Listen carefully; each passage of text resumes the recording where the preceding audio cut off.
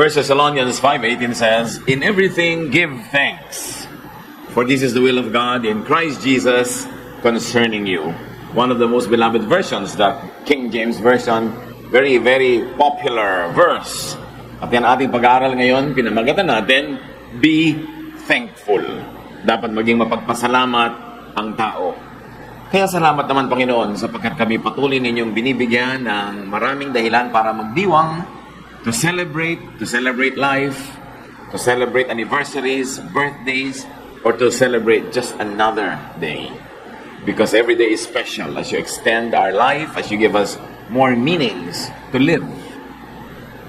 Sa sandali ito, Panginoon, patawarin niyo po kami sa aming mga kasalanan, payapain niyo po aming puso, at turuan niyo po kami. Maging special, Panginoon, ng sandaling ito para manariwa sa amin ang mahalagang katuruan ng pagiging mapagpasalamat na tumanaw sa inyo ng utang na loob at ipahayag ito sa aming pamumuhay. So we ask you, Father, to be our speaker. Fill our hearts with your presence. Fill our minds with your wisdom. Guide us by the hand. Teach us. In the name of Jesus, we pray with thanksgiving. Amen. Amen.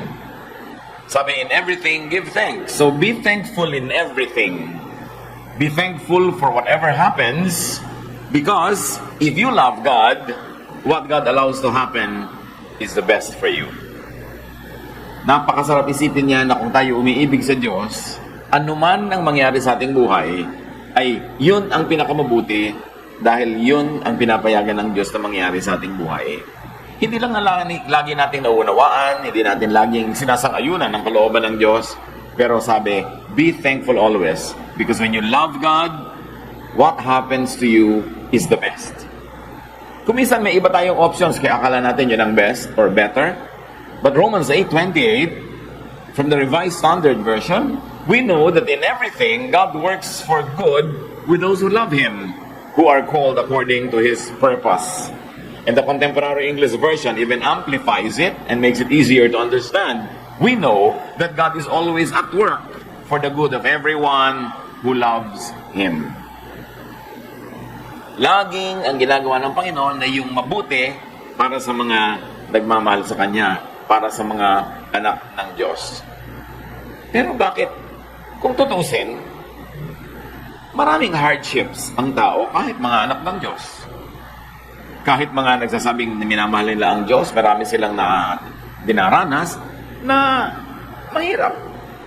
Sometimes they go through hardship, complain to God, and some even go to the extent of complaining about God. At isa na yatang sukdulan na example dyan si Job. Job went through so much trouble and pain. In just one day, he lost all his wealth, he lost his children, and then later on, he lost his health.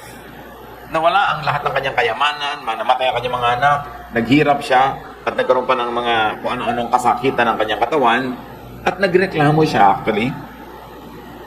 Job went through so much trouble and pain, and when he complained to God, God answered. At kung meron sa ating mga natutulad kay Job, pero remember, Job was different. Job went through trial because he was very godly. Kaya siguro malakas ang loob niya na magreklamo dahil wala siyang maisip na pananagutan niya sa mga nangyari sa kanyang hindi masarap maranasan. Pero meron naman sa atin, kaya dumaranas sa paghihirap, hindi trial, kundi chastisement, cause and effect, bunga ng ating mga gawa. But whatever it is, let's say napatulad tayo ni Job, na hindi tayo bagay mahirapan, hindi tayo bagay parusahan, hindi tayo bagay na dumanas ng mga sakit dahil righteous naman tayo. Let's say na ganun nga yun, kahit hindi naman laging likely na righteous nga tayo, nagreklamo siya sa Diyos. At matapos siya magreklamo, nagsalita ang Diyos. Job 38 to 42, actually mahabang mga chapters ito na kinuhanan natin ng choice verses. From out of a storm, the Lord said to Job, "Why do you talk so much when you know so little?" Itinuwid siya agad ng Diyos. Ang dami mo sinasabi, ang konti naman ang alam mo. Saan mo ibinabase ang pag-iisip mo na unfair ang langit, unfair ang Diyos, kawawa ka naman, hindi bagay sa'yo ang nangyayari sa'yo, you don't deserve it. Sabi ng Lord, why do you talk so much when you know so little? Now, get ready to face me.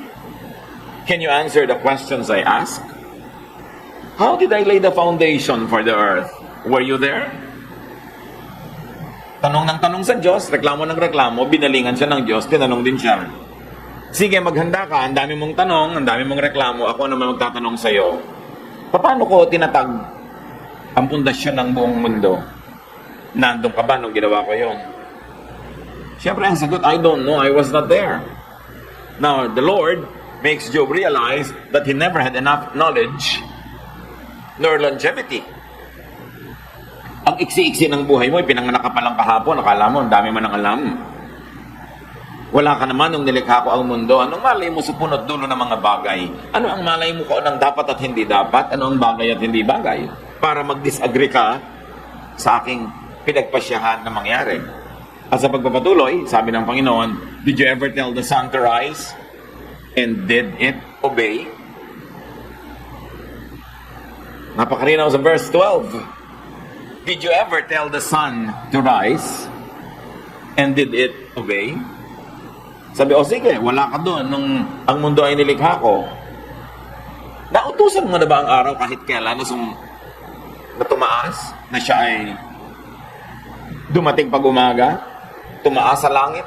At kung sinubukan mong gawin yun, sumunod ba sa iyo? So the Lord is questioning the power of Job. Wala ka naman palang ka-power. Bakit ka nagre-reklamo? At verse 31, can you arrange the stars in groups? Do you know the laws that govern the heavens? And can you make them rule the earth? Again, the obvious answer is no. And verse 40, chapter 40, verse 1, I am the Lord all-powerful, but you have argued that I am wrong. Now you must answer me. Sabi ng Panginoon, ang lakas-lakas ng loob mo makipagtalo sa akin, magreklamo sa akin, susagutin mo ko. What does we see here? That complaints against God will have to be accounted for. Na hindi basta-basta ka na lamang nagre-reklamo. Pwede ka siguro magsumbong sa Diyos, pero kung yung ginagawa mismo ng Diyos at pinapayagan niya, at tinatanong natin, kinu-question natin, itatanongin ka rin. Sagutin mo ako, sabi ng Panginoon, kaya mo ba yung mga yan? Bakit ang lakas ng loob mo to criticize what I allow to happen? And verse 3, Job said to the Lord, who am I to answer you? I did speak once or twice, but never again. Nalagay sa tama itong si Job. Sabi niya, sino po ba naman ako para mga tuwiran sa inyo? Sino ako para masagot ang mga tanong nyo? Ang totoo, mga minsan, 2 beses lang naman ako nagreklamo, tapos hindi ko na nga po inulit. At buti na lang, hindi niya talaga pinaulit-ulit. Some people may complain, but this Job, actually, by all counts, seemed to have all the rights to complain. Kasi ang Diyos mismo ang nagsabi na si Job was super righteous. But nevertheless, he went through difficulty. Paano pa tayo na hindi super righteous? Di mas bagay lang. Ang totoo, hindi tayo dapat nagtataka kung may nangyayari sa ating hindi maganda kasi dapat ngayon na mangyari sa mga taong makasalanan eh. Ang magtaka tayo pag may nangyayaring magaganda that we do not deserve. But then, we begin to have a feeling of entitlement na dapat maganda nangyayari, kaya nagre-reklamo tayo pag hindi maganda. But, God says, actually, you are nothing. At hindi yung pang-iinsulto kay Job. Totoo lang yun. Kasi niya, para magreklamo ka ng ganyan, parang lumalampas ka sa hangganan, nalilimutan mo kung sino ka, at ang tanging claim to fame mo, righteous ka. You may be really, generally, universally righteous, but you could not be perfectly righteous. No one is righteous, not even one. So we should not complain about what happens in our lives that we do not deserve. As far as our opinion is concerned, we should be thankful for the good things that we do not deserve. Yun ang dapat maging punong-puno sa ating utak. Magpasalamat ka sa mabubuting bagay na hindi mo dapat tanggapin. At kung may tinatanggap na hindi maganda, sabi mo, naturally, because I am fallen, because the human race is fallen, all of this are just effects of the causes of human failure. So, natural lang yun. Ang hindi natural ay yung tumatanggap ka ng marami magandang blessing. Kaya dapat tagtad ka ng pagpapala. Dahil kung tutuusin, ang dami-daming blessing every day. The difficulties are just tiny dots in an otherwise long, happy line of life. Kano karaming beses ka na bang nagutom? Kasi kung talaga nagutom ka, yung nakamamatay na gutom, di dapat wala ka na dito, patay ka na. Eh buhay ka pa, ibig sabihin, mas maraming beses na busog ka kaysa gutom. Nagkakasakit tayo, pero laging nananalo yung kalusugan, kaya buhay pa tayo. Kasi kung hindi dapat nakalibing ka na. Maraming dapat ipagpasalamat. At sa verse 6, sa pagpapatuloy, then out of the storm, the Lord said to Job, nakita nyo, out of the storm, ang lakas ng dating. Talagang ipinakita ng Diyos in a dramatic way kung sino ang nagsasalita. He spoke out of the storm. Face me and answer the questions I ask. Are you trying to prove that you are innocent by accusing me of injustice? Ang sinasabi ng Panginoon, alam nyo, tuwing iniisip nyo na hindi nyo deserve ang nangyayari sa inyo, pinaparatangan nyo ako na hindi makatarungan dahil bakit ko pinapayagan ng ganyan na hindi nyo pala deserve. Therefore, tama kayo at mali ako. Yan ang sinasabi ng Diyos. Only one of us must be right. Dahil magkabaliktad ang ating pananaw. Sa pananaw ko, pinapayagan ko, therefore pwede at dapat mangyari sa iyo yan. Pero sa pananaw mo, hindi dapat, therefore tama at mali ako, yung ba ang gusto mong palabasin? Sabi ng Diyos kay Job, only one of us could be right, one should be wrong. Alam mo namang Diyos yung mali. Verse 9, do you have a powerful arm and a thundering voice that compare with mine? If so, then surround yourself with glory and majesty. Show your furious anger. Throw down and crush all who are proud and evil. Wrap them in grave clothes and bury them together in the dusty soil. Do this, and I will agree that you have won this argument. God seldom speaks this way. Pero sabi niya kay Job, sige, paligiran mo ang sarili mo ng kaluwalhatian na parang Diyos ka. Ipakita mo kung anong bunga pag nagalit ka. Tulad ng pag ako nagpapakitang nagagalit. Wasakin mo ang lahat ng masasama, ang lahat ng mga mayayabang. Ilibing mo sila. Kaya mo ba yon? Pag nagawa mo yon, sasang-ayon ako na panalo ka sa ating argumento. Na tama ka talagang magreklamo at mali ako na pinayagan ko ang nangyari sa buhay mo. At alam natin na hindi naman kaya at hindi pwedeng gawin yun ni Job.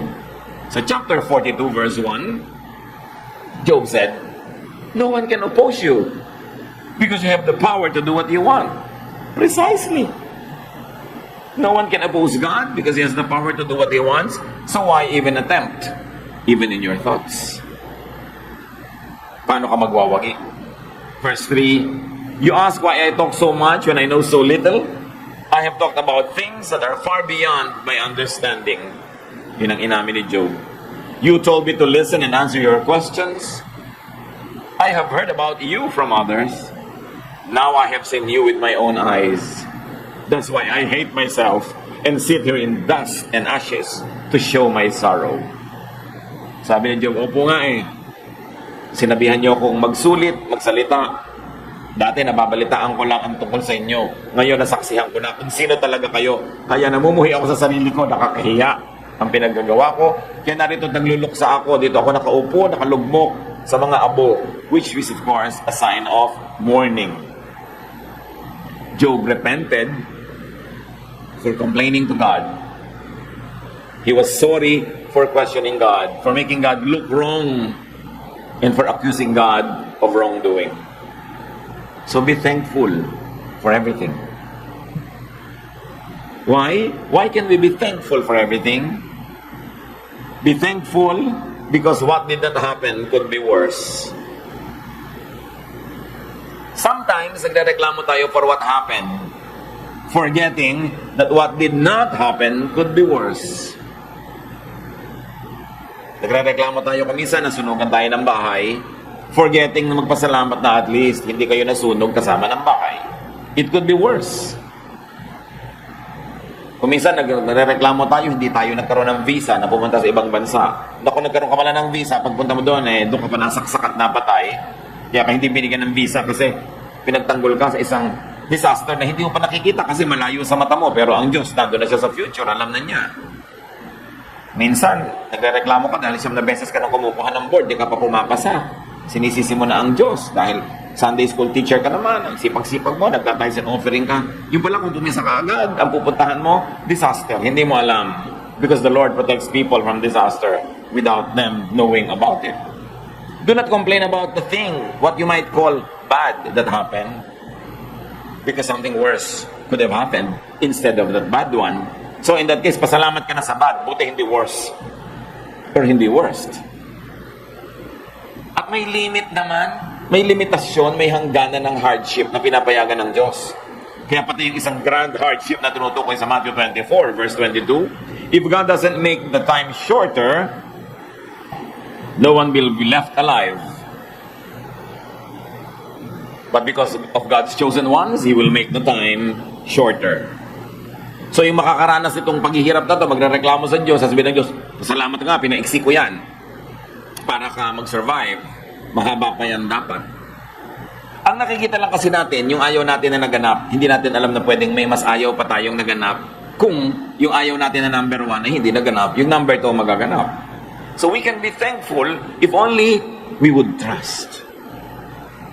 Magtitiwala ka na alam ng Diyos ang ginagawa niya, alam niya ang lahat ng nangyayari, at kung minsan yung mga kabiguan natin sa buhay, mga kalungkutan ay paraan pala niya ng pagliligtas sa atin sa mas marami pang kabiguan at mas masahol na kalungkutan. Be thankful in everything for whatever happens, because whatever happens is better than what we deserve. The Bible is clear. All have sinned and fall short of the glory of God. And you know that the wage of sin is death. So nabubuhay ka physically and eternally, pasalamat ka na kahit wala ka pang bahay, kahit may ganito ka pang karamdaman, kahit may ano pa, pasalamat ka na. Yun lamang alam mo na may buhay kang walang hanggan na hindi mo deserve.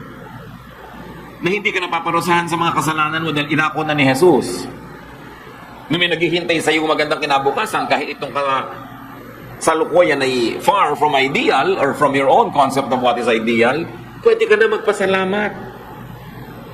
May mga nagrereklamo kasi hindi na nakapag-asawa buong buhay. Yung pala kung nakapag-asawa siya, masahol pa siya doon sa mga iba niyang pinsan na napaka-miserable ng buhay sa pagkakaasawa. Siyempre, hindi naman lahat ng nag-aasawa naging miserable. Pero kanya-kanya kasi tayo ng tinatahak na landas. Hindi mo dapat i-compare yung landas mo sa iba. What never happens in your life is probably God's way of saving you from disaster. So masasabi mo, paano ko naman malalaman na gano'n nga? Kaya nga mahalaga ang pananalig at pagtitiwala. Kasi kung nagtitiwala ka na alam ng Diyos ang ginagawa niya at nagtitiwala kang mahal ka niya, di matatanggap mo ang nangyayari na maipagpapasalamat mo pa nga. Kahit hindi mo alam kung ano yung worst option that does not happen. Romans 3:24-28, kung kukunin natin yung gist, God treats us much better than we deserve. Kaya napagalitan yung Job He thought he did not deserve the trial. But the Bible tells us, God treats us much better than we deserve. Dapat tayo magpasalamat kung ano ng treatment ay binibigay sa atin ng langit. Kasi ang totoo, hindi naman yun ang deserve natin. Less dapat. We can be thankful for whatever happens because anything is better than nothing. Nagpapasalamat ka sa mga pagpapala. May mga nagrereklamo dahil wala silang bahay, pero at least wala naman silang skin cancer na talagang tunay na bahay ng kanilang katawan. Sabi nga nung isang poster, I was complaining for not having a new pair of shoes until I saw a man without feet. At kung wala ka pa ring feet, magpapasalamat ka pa rin, at least may kamay ka. Kung wala ka ng kamay, wala ka pa rin paa. At may mga taong ganun. Nagpapasalamat pa rin dahil may buhay pa rin sila. Hindi ka nauubusan ng ipagpapasalamat kung gusto mo magpasalamat. Pero kung gusto mo magreklamo, hindi ka rin maubusan ng mairereklamo. Nakita natin ang nangyari kay Job na nagreklamo. Tinanong siya ng Diyos, so anong inuusig mo ako? Mali ako. Yun ang ibig mong sabihin. At alam naman natin na naging ending ng story ni Job. Na-restore ang kanyang kayamanan, na doble pa. Humaba pa ang kanyang buhay, nagkaroon uli siya ng mga anak na higit na magaganda, nagkaroon ng mga kaapu-apuhan. Hindi pa naman kasi tapos ang buhay, nagreklamo na. At lagi niyong sabihin yon, pag dumadaan kayo sa hirap, sa difficulties mo, hindi pa tapos ang buhay. Isang chapter lang to. Kailangan maging matapat ako sa Panginoon, maging matibay ako sa pananalig, dahil lalampas ang chapter na ito. At lilingunin ko, ito ngayon ay kasalukuyang hirap. At magpapasalamat ako sa Diyos na yun pala naging daan para ako pagpalain, para ako lumakas, para ako magtagumpay. Hindi pa tapos ang buhay. 1 Timothy 6:7, we didn't bring anything into this world, and we won't take anything out with us when we leave.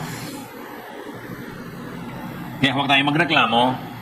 Dati may hikaw ka, nawala. Dati may boyfriend ka, nawala. Buti nga, nakahirap ka sandali. Hindi ko minamaliit ang lungkot ng mga namamatayan, pero sa mga lungkot na yun, at kung darating yung lungkot na yun, o kung dumating na nga, ang ipagpasalamat yun sa Diyos, o may asawa ka ng 30, 40 years, tapos binawi na ng Panginoon, pasalamat ka, nakahirap ka ng asawa ng 30 o 40 years, merong buong buhay, hindi nagkaroon. Meron naman na nawawala ng mga opportunities, nagagalit sa Diyos. Ang lahat ay pahiram. Kasi nung ipinanganak tayo, wala naman tayong dala. Wala ka namang BFF na dala. Wala kang ari-arian. Wala kang dala. At sabi nga, aalis ka rin walang dala, so huwag ka masyadong attached. Kung pinahiram, nakaranas ka ng sarap, tapos hindi mo na naranasan uli, magpasalamat ka na nagkaroon ka ng naranasan. Always be thankful. Ang lahat ay hiram. At pag binabawi na nagpahiram, maging ang buhay na ito pag binawi, hindi ka dapat magdamdam. Dapat magpasalamat kasi nakahiram. Yan ang totoo sa yaman, sa lakas, sa tagumpay. Maging mga tao or loved ones natin, walang permanent na nandyan. Tayo din hindi permanent kasi lahat dito sa mundong ito ay lilipas.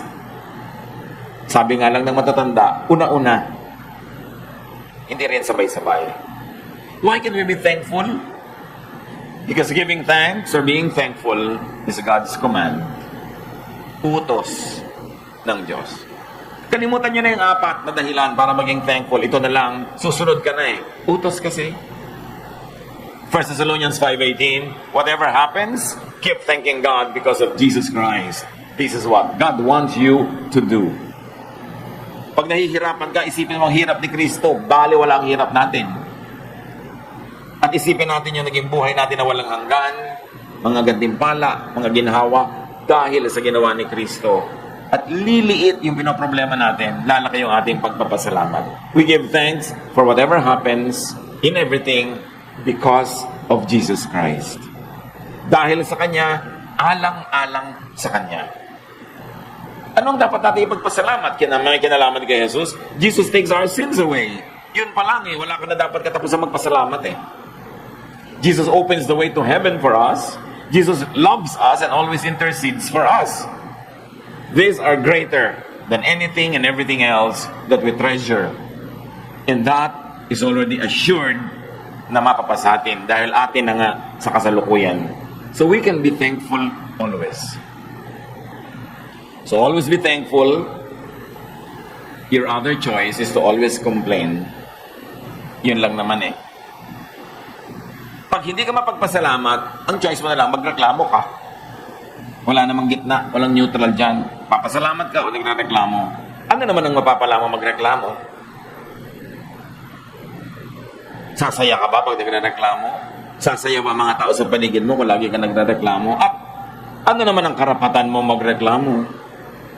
Remember Job?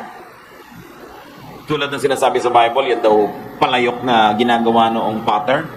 Sabi, ikay palayok lang, huwag kang magreklamo. O ba't ako walang takip? O bakit ako walang tangkay? O ba't ganyan mo ko ginagawa? Kasi God is the potter, we are the clay. Kung ano ang mabutihin niyang gawin para sa atin, magpasalamat ka. Huwag mong ireklamo sa Diyos ang iyong height, ang kulay ng iyong buhok, ang bone feature mo. Ginawa ka niya, alam nga namang mali. So pag pinipilit mong tanggihan yon, parang pinalalabas mong mali yung gumawa sa iyo eh. Kaya sabi ni Lord, anong karapatan mong sabihin yan sa akin? Ano namang karapatan at anong magagawa ng pagrereklamo? Reklamo, praise, thanksgiving, lahat yan prayer. Pag puro negative ang sinasabi mo, negative ang pupunta sa buhay mo kasi yung sinasabi mo, yun ang prayer mo. Kahit hindi mo yan dagdagan ng this we pray in Jesus' name, pag sinasabi mo, prayer yon at nadidinig yun ng langit. Kaya puro ka reklamo, yung inireklamo mo ang pabalik-balik sa'yo. Subukan nyo yan na obserbahan. Di ba inireklamo natin ang paulit-ulit? Subukan nyo ipagreklamo ang inyong asawa. Hindi naman siya nagbabago. Paulit-ulit lang, lumalala pa. Ireklamo nyo ang inyong anak. Ireklamo nyo ang inyong buhay. Ireklamo nyo ang kung ano-ano. Hindi nawawala. Kasi kada reklamo mo, lalo mong inaakit na balik-balikan ka. Samantalang kung praise and thanksgiving ang lalabas sa iyong bibig at sa iyong isip, yun naman ang aakitin ng iyong buhay, yung ipinagpapasalamat mo, ang patuloy na paulit-ulit, pabalik-balik sa iyo. So wala kang mapapalang mabuti ng pagrereklamo. At paano kung tinawag ka bigla ng Diyos, halika, mag-toast tayo. How will you survive 1 second? Pasayahin natin ang ating buhay, mga kapatid. Punuin natin ang pasalamat. Punuin natin ang pagtanaw ng utang na loob sa Diyos. Punuin natin ng positive feelings, hindi negative. Psalm 42:5, why are you downcast, O my soul, and why are you disquieted within me? Hope in God, for I shall again praise Him, my help. And the Contemporary English Version renders it this way, why am I discouraged? Why am I restless? I trust you. I will praise you again because you help me. At yun ang magandang attitude. Pag pinaghihinaan ng loob, manalangin. Pag natatakot, manalangin. Pag nahihirapan, manalangin. At ang panalangin yung content, pasalamat. Hindi reklamo. Hindi na natin kailangan magreklamo sa Diyos about our situation. Do not pray to inform God. God knows. Diyos ko, may sakit po ako. Sagot ni Lord, alam ko. Ang nanay ko po, ooperahan bukas. O di ba alam ko nga yan? Meron po akong ganitong kalagayan. Alam ko. Why will you inform God? Alam na naman niya. Pag nagre-reklamo tayo, we are just informing Him over and over again. Why don't you thank God? Find something to thank God for. Well, it is not bad to sincerely ask, Lord, pagalingin niyo nawa ako in your time, whatever, kung anong mga panalangin natin. Hindi masama mag-pray. Hindi masamang ulit-ulitin yung prayer natin kung yun ang talagang laman ng puso. Ang masama lang naman sa ulit-ulit na prayer, yung akala mo, dahil ka uulit, nagkakaroon ka ng points, therefore, obligado na ang Diyos na pagbigyan ka dahil ang daming ulit mo nang ginawa. Pero yung uulit ka sincerely is not bad. But then again, really, do you want to keep repeating the same things when you can do other things more productively? Do not pray to inform God. Do not pray to change God's mind. Pray so that you will obey God's will, not change it. And pray so that you will understand when God wants to move and you can move and follow God in His steps. Pag meron siyang gustong ayusin sa ating buhay, kaya mahalaga yung participation ng Holy Spirit so we can discern. Will I just accept the situation now or will I do something very active to change it? You need to discern that. And in the absence of discernment, use God-given faculties, talent, energy to always change for the better, to try to improve your situation. Pero pag wala pa rin nangyayari, mainam na ang Panginoon ay ating pasalamatan na lang. Habang hindi ka patiyak kung anong dapat mong gawin, be thankful. Always find something to thank God for. Thank God for life, for every day, for every week. Kaya nga, meron ang mga weeksary, monthsary. Kasi, mabilis ang buhay, mabilis ang panahon.